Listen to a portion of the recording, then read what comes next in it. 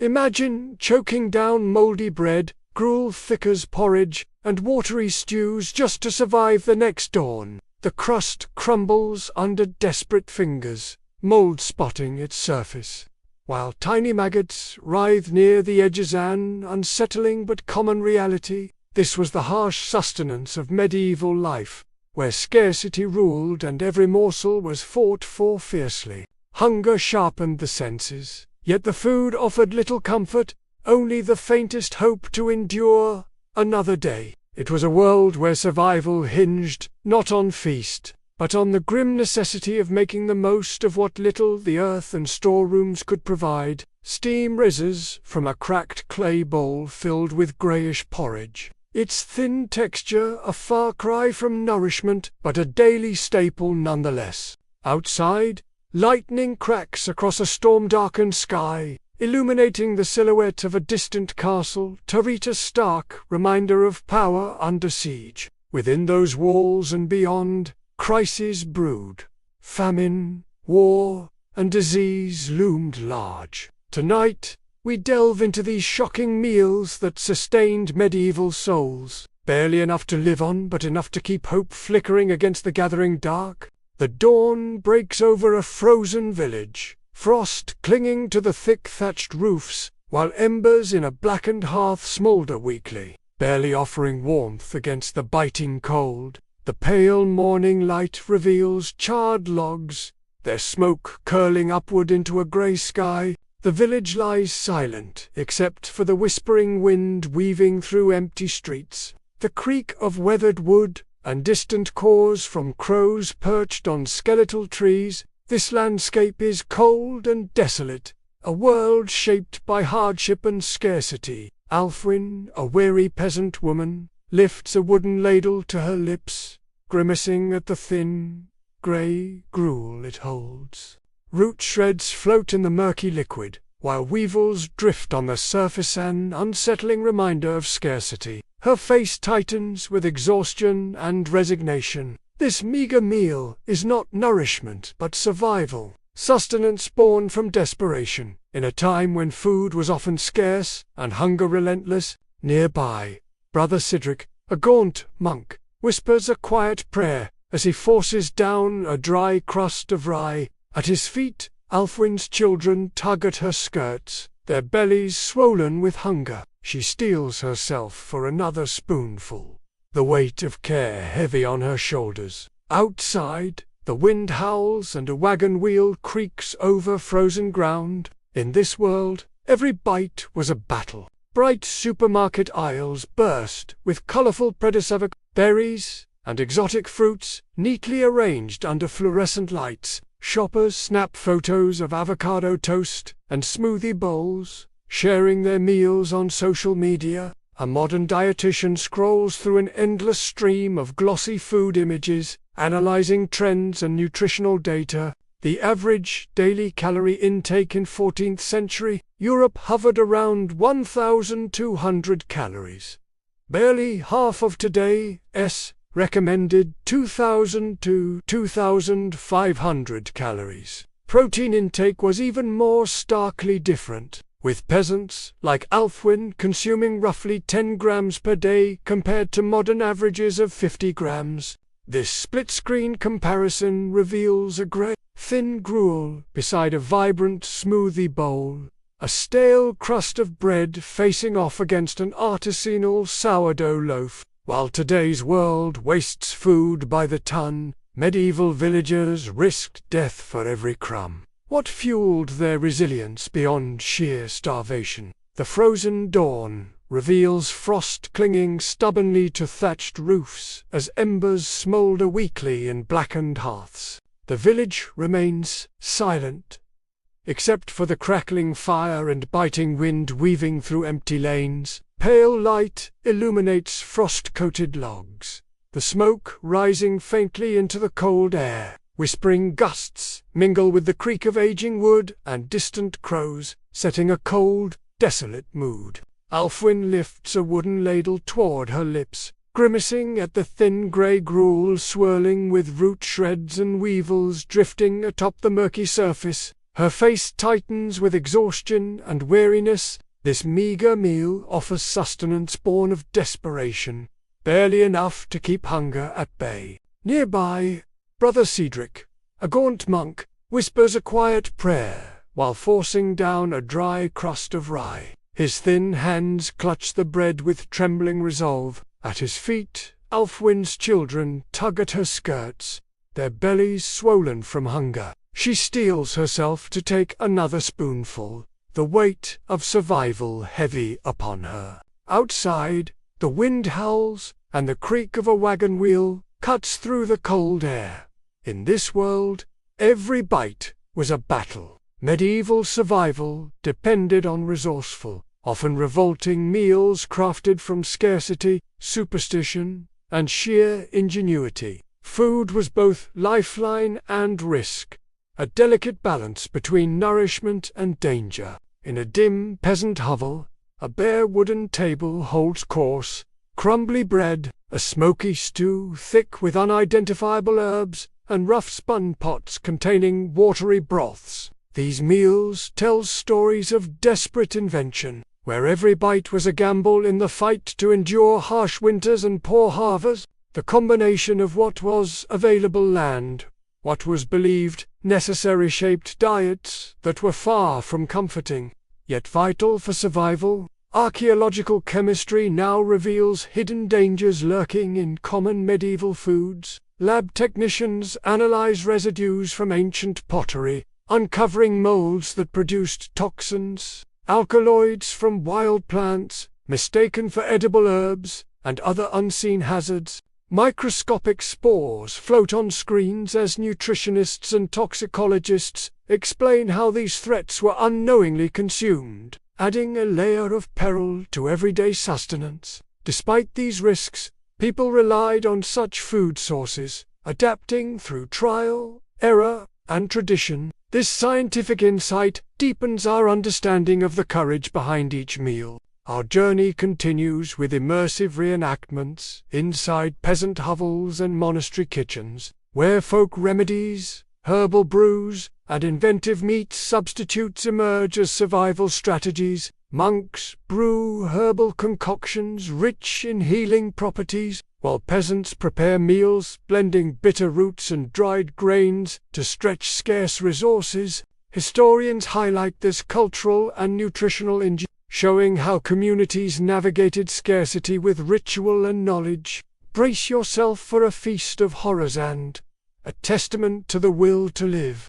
Under harsh fluorescent light, a lab technician carefully examines residue inside a medieval potsherd, tracing remnants of meals consumed centuries ago. Each fragment offers a tangible connection to a past where sustenance was uncertain and survival precarious. Gloved hands manipulate the delicate shards, while a microscope zooms in on microscopic traces, revealing the chemical signatures of ancient foods. This scientific process peels back layers of time, uncovering not just ingredients, but stories of resilience and desperation. Through these fragments, we begin to taste a world long vanished, yet still echoing through the remnants left behind. Science peels back layers of time to taste the past, reveals the quiet truth behind every shard. Core samples extracted from peasant ditches reveal charred layers of wheat,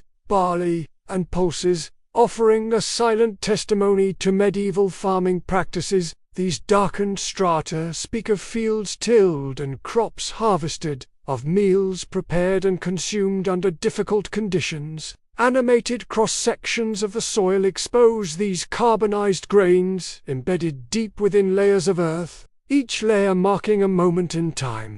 This geological archive captures both abundance and scarcity, illustrating the reliance on stapled crops that formed the backbone of medieval diets. Through these silent sediments, the land itself tells the story of survival amidst uncertainty. Pollen records chart a reliance on wild plants such as nettles and dandelions, which supplemented meager diets when cultivated crops faltered. Close-ups of these hardy greens emerge, alongside illustrations of medieval foragers gathering from forests and fields. The wild was as much a pantry as the tilled land, providing vital nutrients during times of scarcity. This blend of cultivated and foraged food reveals a pragmatic adaptation to harsh environmental conditions. The wild was a pantry as much as the field. The voice reminds us, highlighting how nature's generosity sustained those living on the edge. Scientific analysis detects traces of mycotoxins in rye, revealing the deadly presence of ergot fungus, responsible for St. Anthony's fire. Microscopic shots of fungal spores illuminate the unseen threat lurking within staple grains. While medieval artworks portray sufferers writhing in hallucination and pain, this fungal poison profoundly shaped medieval culture, as explained by Professor Simon Carver, who details ergot's influence on both mortality and social fear. These toxic shadows reveal the peril inherent in daily sustenance, where nourishment could swiftly turn fatal. The haunting reality of ergot poisoning adds a grim layer to the story of survival. In the courts of nobility, lead acetate was used to sweeten wine and other drinks, a hidden poison contributing to mental decline and chronic illness. Elaborate goblets filled with these sweetened beverages glisten under candlelight, while lab analyses reveal toxic residues invisible to the eye. This practice illustrates a paradox where luxury carried deadly costs.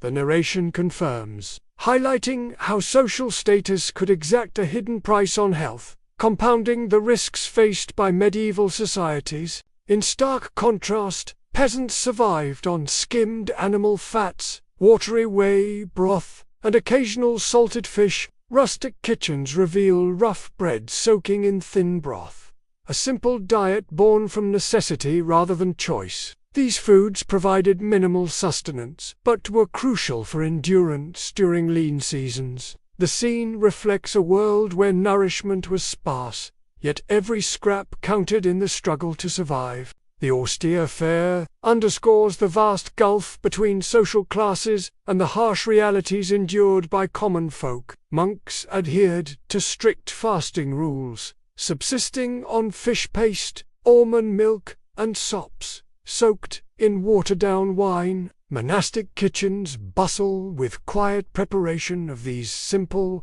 often austere meals, shaped by sacred discipline. Close-ups focus on the delicate almond drink and humble sops, symbols of spiritual devotion expressed through dietary restraint.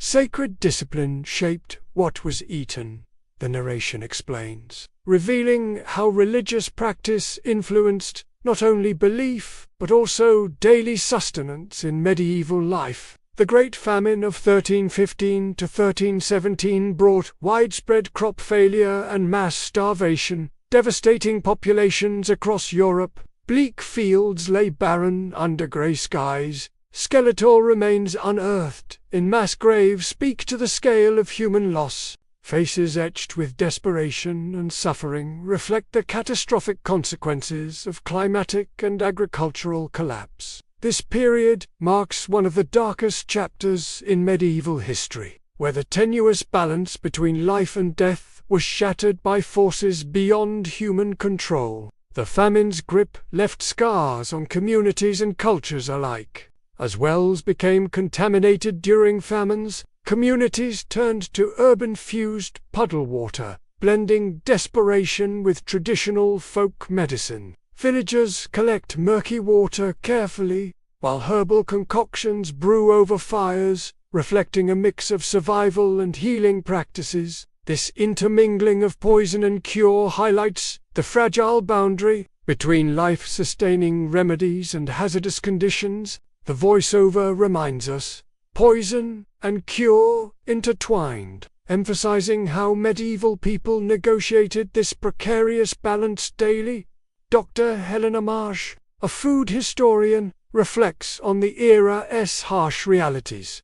They ate what they could and, sometimes, what killed them. Her commentary brings respectful empathy to the human endurance behind archaeological data. Archival illustrations depict everyday scenes of struggle, food preparation, and communal life, bridging centuries. These voices from the past remind us of the resilience and courage needed to survive in a world where even basic sustenance was a battle. Their story is one of sacrifice and perseverance. The sequence closes with a blackened pot rim, steam rising faintly into dim light, a haunting echo of countless meals endured over centuries. The soft, curling mist symbolizes both memory and loss, connecting us to ancestors' daily struggles. As the camera slowly fades out, the narration intones. Each meal tells a story of survival, sacrifice, and sorrow.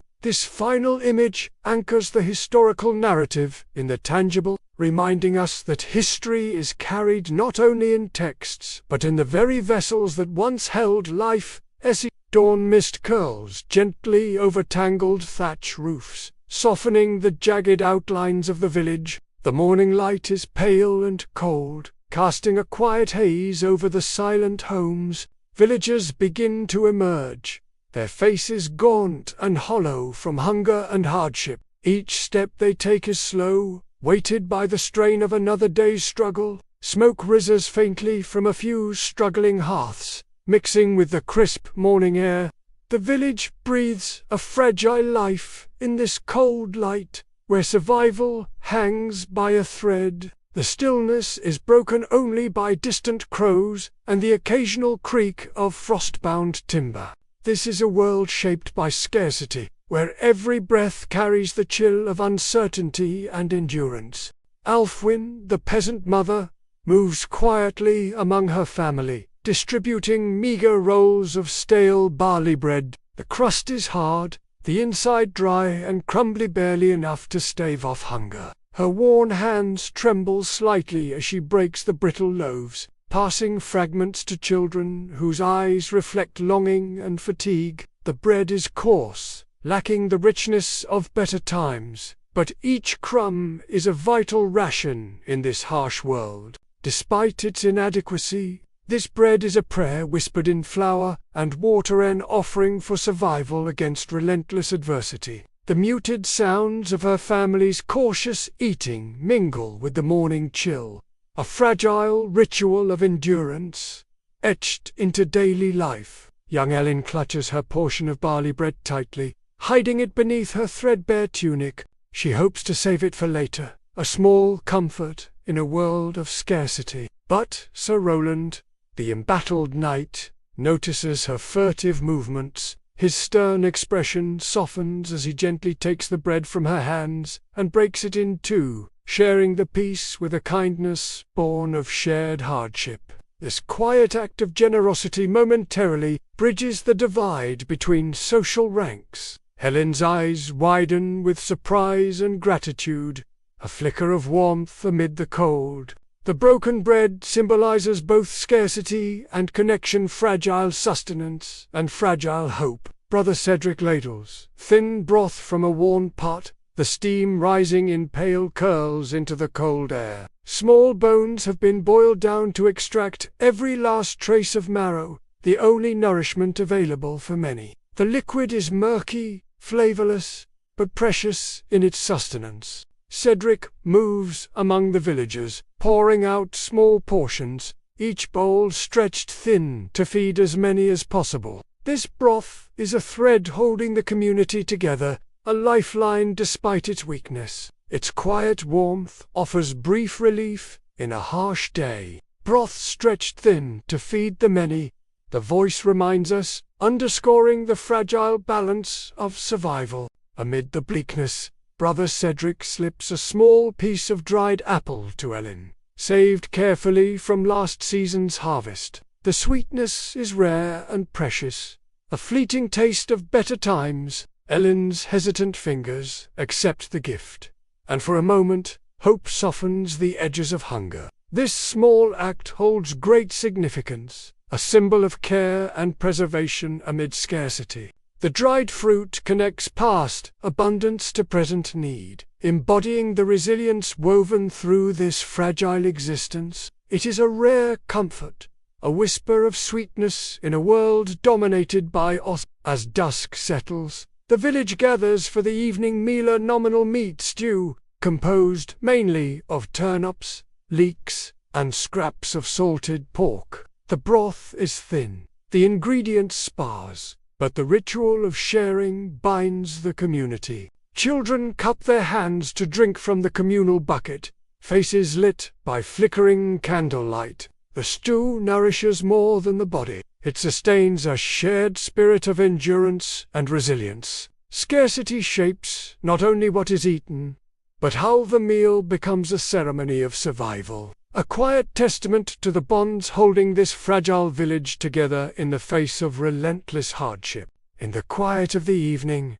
Alfwyn chews bitter nettle leaves, a folk remedy to stave off the gnawing hunger pangs that plague her nights. The tough leaves offer little comfort, but provide a measure of relief, distracting the body from emptiness. Her lips tighten against the bitter taste, the act a grim determination to endure. This practice reflects a deep knowledge of natural resources, a connection to the earth's remedies amid scarcity. Each chew is a quiet assertion of will, a refusal to surrender to the pain of hunger. Sir Roland sits alone, counting his few remaining slices of salt beef, as if they were precious jewels. His gaunt hands handle the rationed meat with care, each piece a reminder of fading fortune and diminishing status. Though a knight's once embattled, now he is bound by the same hunger as the peasants around him. The salt beef symbolizes the tenuous grasp on power and survival,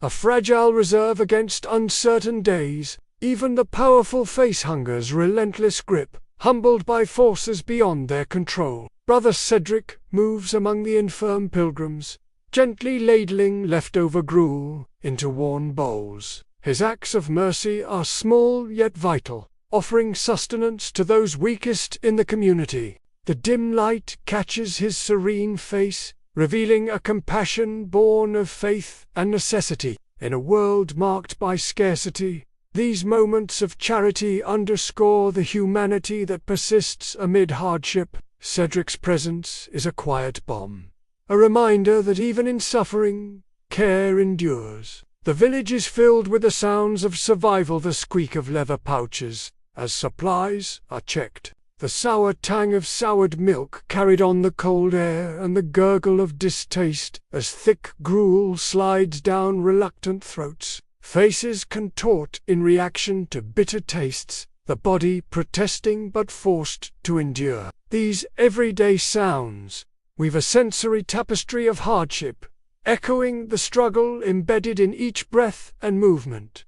Hunger is not silent. It is heard, smelled, and felt in every moment. Among the villagers most vulnerable are the children, their silent suffering hidden behind faint smiles and quiet eyes. Small hands clutch ragged blankets, faces pale and distant. Their bodies betray the emptiness within, yet their spirits persist in fragile hope. The scene evokes tenderness and sorrow, a poignant reminder of the cost of survival. These children carry the future, their quiet endurance a testament to resilience amid adversity. Life in the village unfolds in slow, deliberate rhythms dictated by scarcity and ritual. From dawn's first light to dusk's fading glow, villagers tend fires, repair tools, and perform tasks essential for survival. Each movement is measured, conserving energy and preserving hope.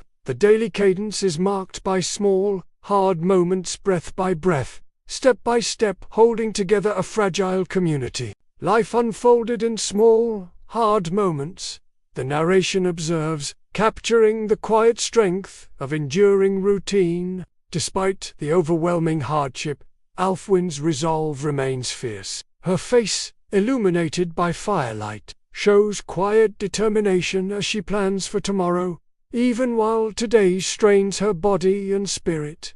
Her hands smooth dough, a small act of hope and preparation. This strength is the backbone of survival, a stubborn refusal to succumb. In her steadfastness lies the future, carried forward through the harshest days. In the dim glow of candlelight, Brother Cedric clasps his rosary and whispers prayers. His faith provides spiritual sustenance that nourishes both body and soul. The rhythmic murmur offers comfort, a balm for weariness, and a beacon of hope amid despair. Cedric's devotion is a quiet pillar within the village, sustaining the fragile equilibrium between suffering and endurance.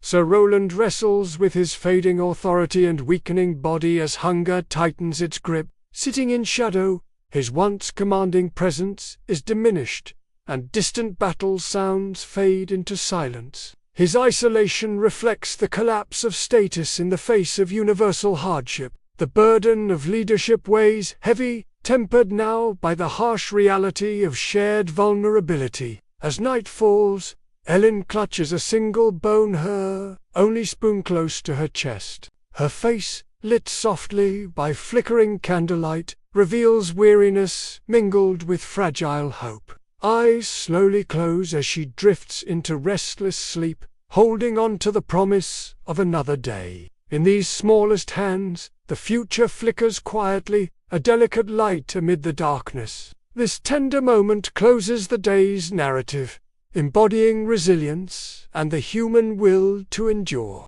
A stained wooden table rests under flickering candlelight, the soft glow casting dancing shadows on rough-hewn surfaces. Above, bundles of garlic and juniper hang from the rafters, their pungent scent filling the air. This is a space where food and ritual intertwine, crafted to confront hardship not just physically but spiritually. Each herb is both protection and comfort, a reminder of nature's power against unseen threats. In these bleak times, food became more than mere sustenance. It was a form of solace, a talisman against illness and despair. Here comfort and protection merge, as families gathered to share meals that nourished body and soul alike. The subtle rustle of herbs in the candle's breath whispers of rituals passed down to make survival bearable. In the harsh depths of winter, guildhalls came alive with rare feasts, where scarce meat was shared among villagers. These gatherings were essential more than food.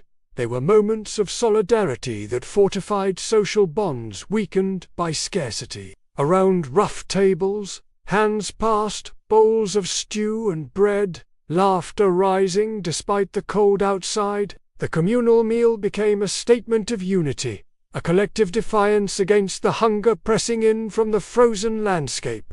In these brief reprieves from want, the village found strength and hope, reinforcing the ties that would carry them through the harshest months. Sharing what little they had was both necessity and a lifeline to community spirit. Medieval life revolved around cycles of ritual fasting and feasting, structuring time and appetite alike. During Lent, strict fasts forbade meat, imposing a disciplined deprivation that culminated in celebrations of beans, fish, and hearty grains. Monks abstained with solemnity while peasants awaited these times of abundance with eager anticipation. These cycles punctuated daily existence, offering moments of sacrifice followed by joy. Fasting framed the feast, heightening its significance, while feasting restored strength and renewed hope for the seasons ahead. This ritualized balance between scarcity and indulgence shaped both body and spirit, embedding resilience through discipline and reward. Amid fears of disease, believed to arise from rotten wells and foul air, garlic and juniper became more than flavor. They were talismans against miasma. Crushed and hung near water sources or carried as charms, their sharp scents were thought to repel unseen dangers. These practices reveal early folk understandings of hygiene and spiritual defense, woven tightly together. Nature's scent acted as a shield, a sensory barrier between the living and the threats lurking in decay. In a world where sickness often meant death, such protective rituals provided psychological comfort alongside practical benefit, demonstrating an intuitive grasp of health that transcended science. The eerie dead man's fingers fungus, scientifically known as b, was highly valued for its antiparasitic properties. Found growing on decaying wood, its black, finger-like projection seemed otherworldly, yet it bridged observation with ritual healing. Used in folk medicine, this fungus exemplifies how natural remedies combined empirical knowledge and spiritual belief. Communities relied on such strange gifts from the earth to combat internal threats like parasites. The line between medicine and magic blurred, but the results mattered. Survival depended on both faith and practical action. This fungus stands as a symbol of resilience through tradition and nature's hidden bounty. The shared experience of scarcity fostered a profound empathy within villagers. Facing hunger together, communities developed rituals of solidarity, including collective prayers before meals. These moments eased individual anxieties, transforming personal suffering into communal enjoyment. Hands joined in solemn unity around simple tables, voices rising in supplication and gratitude. Such shared hardship created emotional bonds that transcended mere survival, nurturing a sense of belonging and mutual support. Together, the villagers bore the burden of hunger, their resilience strengthened not only by food but by the comfort of shared struggle and hope. Minstrels played a vital role in voicing the fears and resilience of the people through hunger songs. Around fires, bards strummed lutes and recited verses that transformed pain into narrative and catharsis. These songs gave shape to the community's suffering, allowing listeners to process dread and uncertainty in collective memory. The oral tradition preserved stories of hardship, binding generations through shared expression. As music swelled in flickering light, villagers found release in storytelling, a reminder that they were not alone in their trials. These songs became both history and healing, echoing the heartbeats of survival. Dr. Miriam Lowe explains that ritualizing scarcity was a vital psychological strategy for medieval communities. By embedding deprivation within structured ceremonies, they gained control when survival felt uncertain and chaotic. Rituals created meaning and order, transforming hardship into manageable experience. This structure offered emotional relief, allowing villagers to anticipate and endure scarcity with greater fortitude. Through repetitive actions and shared customs, scarcity was not only tolerated but given a place within the social fabric. Rituals became the lens through which suffering was viewed, not as senseless loss but as part of a collective journey toward survival.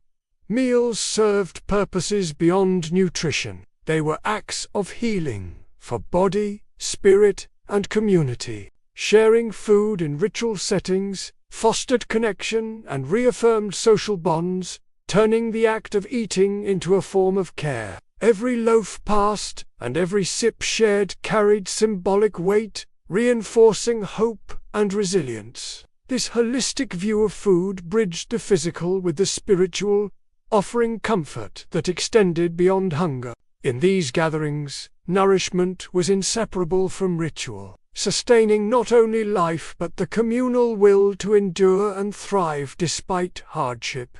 These ancient food rituals resonate today in modern communal meals and coping strategies during times of crisis. Food sharing remains a powerful act of solidarity, building connection and easing anxiety. Contemporary gatherings mirror the past, drawing on age-old human needs for support and ritual in adversity. Smiles shared over simple dishes, hands breaking bread together. These moments reflect a deep, enduring heritage of resilience. The rituals of old live on, quietly nourishing communities in both body and spirit. reminding us that food's power extends beyond sustenance into the heart of human experience. Their meals were medicine not just for the body, but for spirit and community. In every shared bite, ancient people found more than nourishment.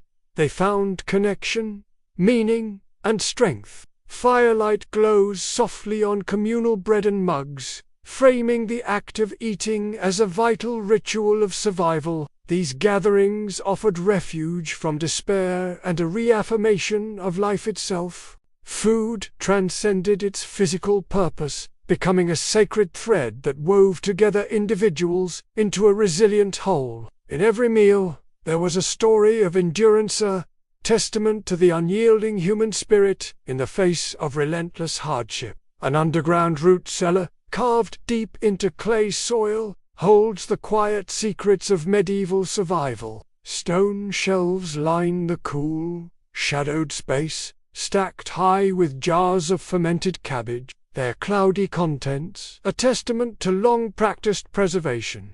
Moss clings to the jar rims, and faint beams of light filter in through a small opening above, revealing the care invested in these food stores. This cellar was more than storage, was an engineered lifeline against the harsh winters and scarce harvests that defined the era. Within these dark vaults, the people of the past crafted a defense not only against hunger but against the erasure of life itself. Here, beyond the simple pot, survival was deliberate and profound. Fish smoking was a vital technique to preserve protein in lean months. On kill racks, built over smoldering embers, herring and other catches were hung, the flames licking the racks and smoke curling upward to infuse each fish with lasting flavor and preservative qualities. This slow smoking process prevented spoilage, allowing food to endure long journeys and winters alike. The smoked fish became a prized staple, carried from village to village, and traded as a crucial commodity. Practical innovation was at the heart of this preservation, turning perishable catches into dependable sustenance. When fresh food was scarce, salt was more than seasoning. It was the currency that ensured survival. Salt-curing herring extended the fish's shelf life, making it transportable and storable. The shimmering white crystals were fiercely traded commodities, vital in a time when refrigeration was impossible. Merchants exchanged heavy sacks of salt for goods, forging trade networks that spanned coastlines and continents. Without salt, food would spoil quickly, condemning communities to famine. This mineral's value rivaled gold, underscoring the precarious balance between life and death in medieval food economies. To withstand harsh winters, turnips were pickled in a brine of whey, an harsher method born of necessity and tradition. Hands carefully packed the root vegetables into large jars, sealed with wax to keep the preserving mixture intact. This fermentation process not only extended the turnip's edible life, but also enhanced their nutritional value. Such preservation was a lifeline, sustaining villagers when fresh crops were impossible to grow. Pickled turnips were a daily staple, a testament to the resourcefulness embedded in ancient culinary wisdom. During famines, mushrooms and lichen were ground into dense mush pies, serving as vital meat substitutes. These pies were bitter and unpalatable, but their nutrition was crucial when real meat was unattainable. Villagers ate reluctantly, their faces marked by the stark necessity of survival. These faux foods highlight the extremes to which communities went to avoid starvation, transforming what the land offered, however harsh or strange, into sustenance. This culinary ingenuity, though born of hardship, was essential in bridging the gap between scarcity and survival. When grains were scarce, bread made from acorn flour filled hungry stomachs, bitter and dense. This bread was far from a delicacy, but it was filling and reliable. Calloused hands kneaded the rough dough, shaping loaves baked slowly over hearth fires. Acorns had to be carefully leached of tannins before use, a labor-intensive process reflecting the desperate resourcefulness of the time. This bitter bread underscores how medieval people adapted, turning even the harshest natural ingredients into vital food sources during times of scarcity. Heather infusions soothed fevers and ailments, while yarrow poultices boiled into broths provided rudimentary medicinal care. Villagers gathered these wild herbs from surrounding hills, relying on nature's pharmacy to complement their meager diets. The steaming pots of herbal broth were as much comfort as cure, offering warmth and relief in a world often harsh and unforgiving. This intimate knowledge of local flora blended observation with tradition, creating lifelines that extended beyond nutrition into healing. Monks played a vital role in sustaining medieval communities by trading with distant ports. Ships unloaded barrels of olive oil, exotic spices, and rare food, enriching monastery kitchens and providing vital calorie boosts. Cloistered monks bartered these luxuries for local goods, weaving a network that connected remote settlements to the wider world. These exchanges introduced variety and sustenance that was otherwise unavailable, demonstrating the importance of cultural and economic exchange. Even in times of hardship, the siege of Antioch introduced new legumes to Europe, which found their way into monastery gardens and beyond. Maps animate the long trade routes that brought these foreign crops westward, diversifying diets and improving nutrition. These legumes were more resilient and nutritious than many native plants, gradually integrating into local agriculture. The ripple effects of distant conflicts thus shaped food security far from the battlefield, illustrating the interconnectedness of medieval worlds. Modern disaster relief meals ready to eat echo medieval potages function. They are portable, calorie-dense, and often unpalatable. Soldiers open these dense stews, similar in their utility to the humble, heavily preserved foods of the past. The tastes may differ, but the goal remains the same: sustenance under duress. This parallel highlights how survival necessities transcend time, adapting old lessons to new challenges. The unappealing nature of these meals underscores the harsh realities of enduring scarcity. Alfwyn descends slowly into the root cellar, her hands gathering jars heavy with preserved roots, each container a vessel of hope. The dim light catches on glass and brine, promising sustenance beyond the immediate scarcity. These jars embody the labor, knowledge, and resilience of generations, their contents a tangible promise of another day. In these shadowed vaults lies the quiet defiance of communities refusing to yield to hunger.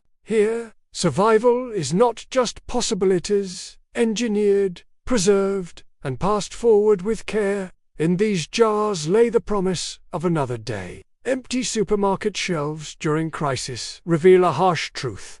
Hunger is not just history, but an ongoing reality. Food banks distribute canned goods to long lines of people, their faces marked by worry and uncertainty. Despite the abundance around us, supply chains falter and food disappears, echoing struggles that predate modern times. These scenes remind us that food security is fragile, and that the fight against hunger continues in our communities today. We think hunger belongs to history, but supply chains break and meals vanish again. Around 800 million people worldwide suffer from chronic hunger. Modern agriculture heavily depends on vast monocultures, crops planted in endless rows with little diversity. This system is vulnerable to pests, disease, and climate extremes. In contrast, medieval farmers practiced polyculture, growing a variety of plants together to strengthen resilience. While the scale of hunger is vast, understanding past agricultural diversity offers lessons for building systems that can endure. The urgency to address food insecurity grows daily, as climate change adds new threats to global food supplies. Community gardens and seed-sharing initiatives are modern echoes of peasant ingenuity from centuries past. Urban neighbors exchange seeds, tips, and harvests, fostering local food sovereignty and resilience. These small-scale efforts counterbalance industrial food systems, empowering individuals to grow food in their own neighborhoods. Such networks reconnect people to land and tradition, reflecting a continuity of knowledge and adaptation. Ingenuity across centuries connects us, linking past resourcefulness with today's grassroots solutions. Workshops teaching fermentation techniques like sauerkraut and kimchi are breathing new life into ancient preservation methods. Participants learn how these natural processes extend food's shelf life and boost nutrition skills vital for food security.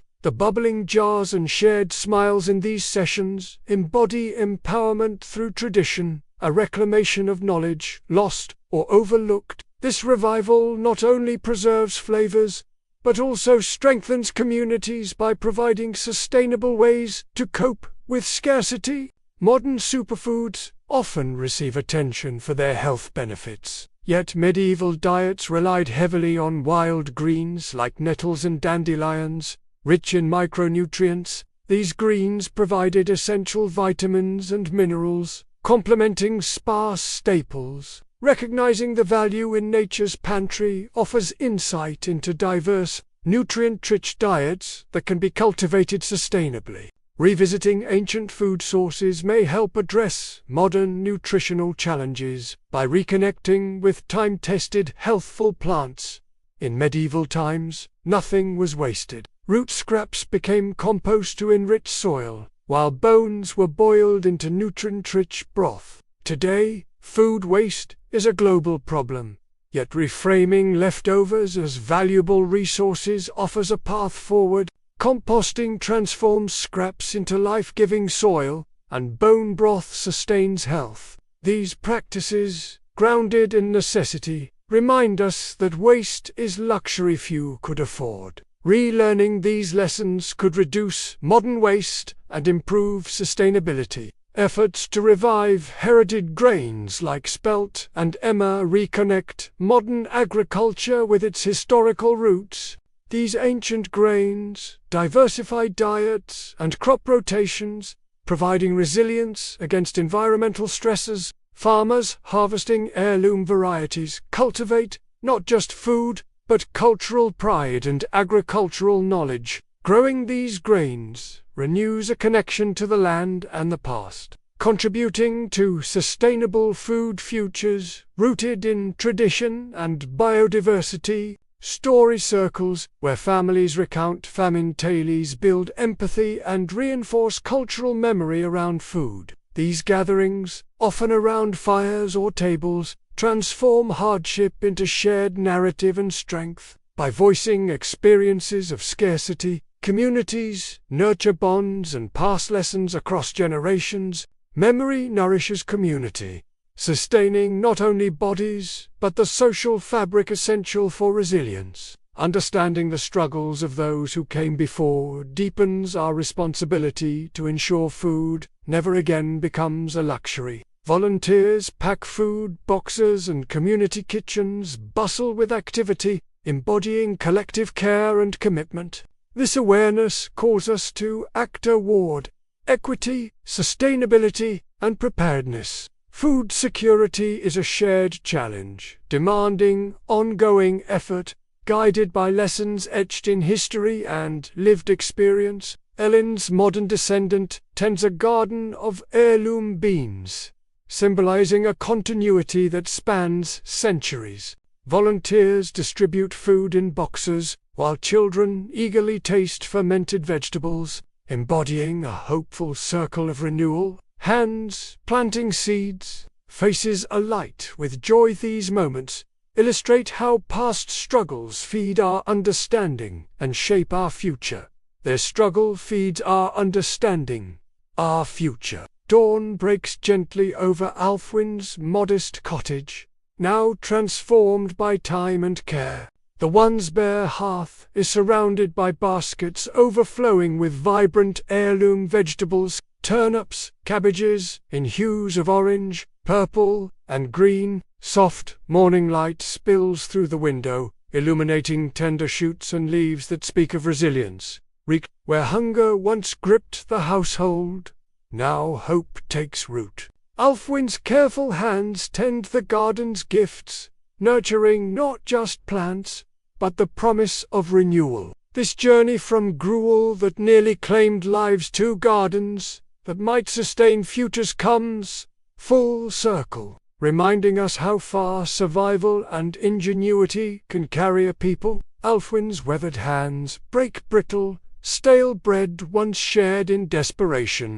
Across centuries, a modern family gathers around a bright kitchen table, breaking warm sourdough with laughter and gratitude. The simple act of breaking bread connects them past to present. Brother Cedric's whispered prayers over thin stew find their echo today in nutritionists and volunteers blessing community meals, honoring nourishment as both physical and spiritual sustenance. This split scene reveals a thread of continuity, showing that every meal carries stories of survival, struggle, and hope reborn. The medieval table teaches a lasting truth. Every bite is a gift, and every empty bowl a warning, as sunlight bathes a banquet of colorful vegetables, grains, and hearty stews. A lone raven circles overhead, an ancient symbol bridging time. What we choose to cook and share shapes the future we inherit. In honoring the meals of those before us, we hold a responsibility. What will you cook to keep tomorrow alive? May our meals today honor both the past's lessons and the promise of tomorrow.